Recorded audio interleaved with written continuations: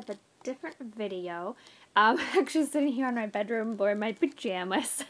And just kind of as part of the new year, I know maybe a lot of people have resolutions, and a lot of times they have to do with finances and, trying to be more thrifty, more organized. And I know a lot of people, sometimes they get started kind of with a bang and then they just kind of fizzle out because they don't really have an organized system. They don't know what to do.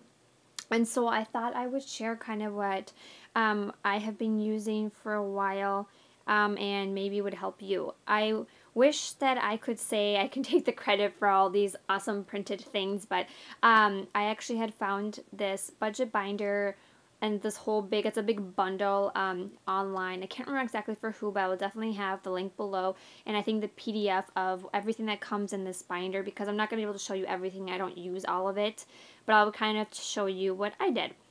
Now, I think a big part, obviously on my channel, I talk about being thrifty, and I think the biggest part about being thrifty is that you have to really know where your money is going, because it's easy to get caught up in, coupons and discounts. Those things are great, but sometimes if you realize like, whoa, I totally just actually ended up wasting or spending more money than I actually saved, and so you realize you actually lost a lot of money.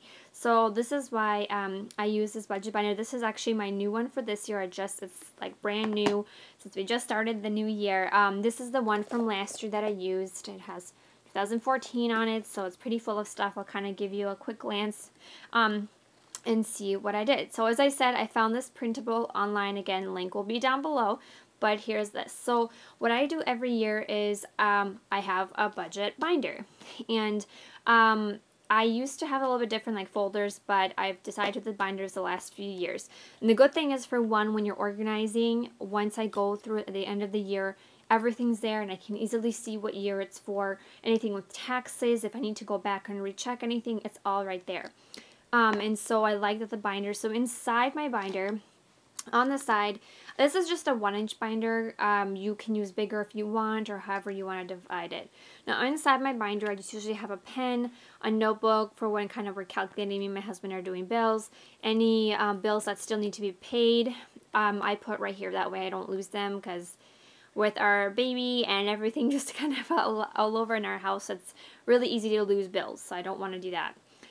Then this is one of the printables in the packet. It's an outstanding debt information. I really like that because sometimes it can be very alarming. I think I had one in there too, but I think when you see it, but it's a very helpful visual. I think when people, when the debt is kind of, you have a lot of debt, but when you see it on paper, it really puts you in perspective, and really it kind of gets you to focus, because, you put every credit card. I'm going to see if maybe I can try to find a page in this one. But as you see in here, for example, like we had like credit cards, my education loans, the car payment, our mortgage, any hospital bills, like from my labor and delivery with my son. So all that kind of stuff I put in there, and I think having a visual really gets you to think about, what is my goal, what am I striving towards paying off. So I always put that first.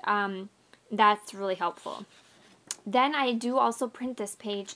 It's a savings information page.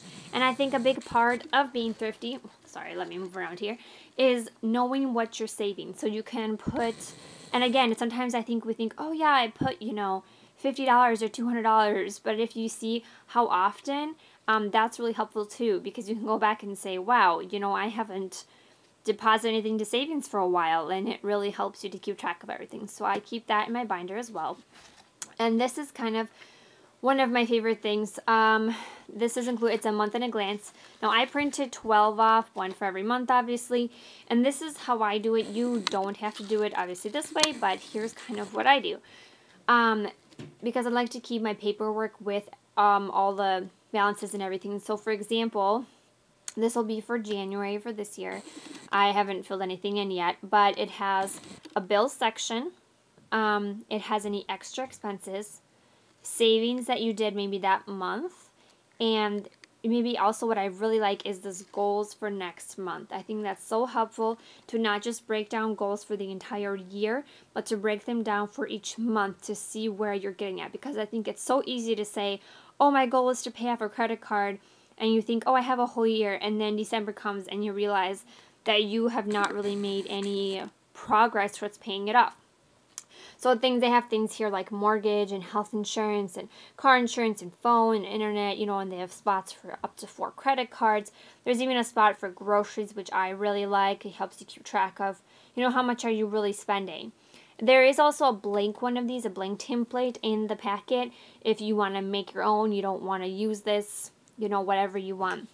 And what I actually do is then, for example, this is like from my mortgage. After we've paid it, if there's any medical bills, whatever it is, I hole punch them and I save the stub in the back. If you do electronic, I mean, that's fine too, but we do a lot of electronic, but we still sometimes get, oh, I took it out.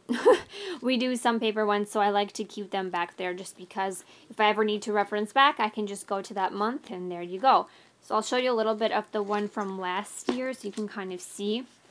So, and also in each one, I haven't gotten for the new one yet, I keep a folder and inside I keep tax deductible documents and pay stubs. And again, this all just stays in there. It doesn't take up much space. There was the savings page, the debt page, and then this is the month at a glance, as you see. There's also a monthly ledger page, which I ended up not printing just because I like just that page easier. But there's even a weekly ledger. So as you see here, I just kind of, there you go. So there's the other, like for example, this month, which I still have to fill out because I remember November I forgot to print one of these. But I have like all my stuff back there. So it works really well and I really like it. So then, especially for like taxes or anything, if you need to go back and, you know, count medical expenses or mortgage stuff or anything like that, you can go back and it's super easy. Now, I hope that wasn't a little too overwhelming and not too long, but I just think that I wanted to share this with people because I know a lot of people are really kind of starting to get into that, obviously, and at the beginning of the year, and I hope that it will help you succeed because I think it's kind of something tangible and it's a good way to stay organized, and it gives you a place to start because I think some people don't know where to start with organizing. And even what's really cool is this is not really that related, but there's also even a meal plan for the month, which I'm going to put in my meal planning binder and stuff. That could be another video. Let me know if you'd like to see that. So, but there you go. So hopefully this will give you some ideas for the exciting new year ahead and help you be thrifty and save money and just be wise with your money. I hope everyone had a great new year. I'm so thankful for this new year. I just actually got back from the hospital. I was in the hospital for 5 days. It's crazy. So I'm glad to be back. But anyway, have a great year, everyone. Bye.